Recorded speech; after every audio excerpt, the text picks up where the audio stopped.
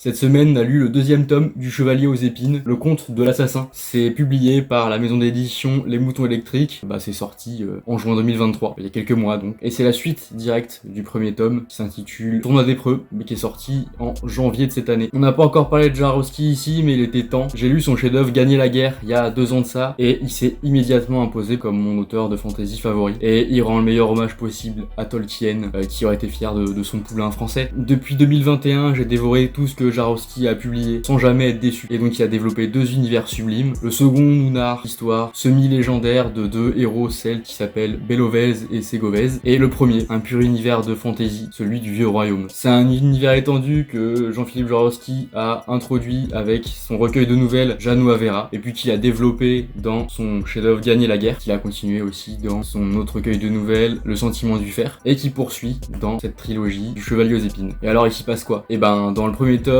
on s'intéresse à Edan de Vaumassel, qui est le chevalier aux épines, et qui est considéré un traître parce que il est pas venu défendre l'honneur de la duchesse Odéarde, qui est condamnée pour adultère. Et pour défendre l'honneur de cette dame, un tournoi va être organisé, dans lequel les défenseurs et les détracteurs vont se mettre sur la gueule. Et spoiler alert, à la fin du premier tome, un visage du passé qui fait son retour, et dans ce second tome, on se concentre sur les raisons pour lesquelles ce visage du passé est là. C'était super. Si ce tome est pas riche en événements, Jaworski est vraiment un maître en ce qui concerne la langue. Le travail du vocabulaire, la recherche du phrasé, de l'argot justifié et compréhensible, c'est vraiment une dinguerie quoi, j'ai jamais vu ça. Le personnage principal, il s'impose comme un de mes personnages de fiction préférés, peut-être même tout médium confondu, en tout cas de littérature c'est sûr. Il est tout en paranoïa, en moralité grise, il est cynique, il est retors, bref. Il est parfait. Vivement le 3e tome. La semaine prochaine, on va parler d'Endymion de Dan Simmons, la suite d'Hyperion. Salut!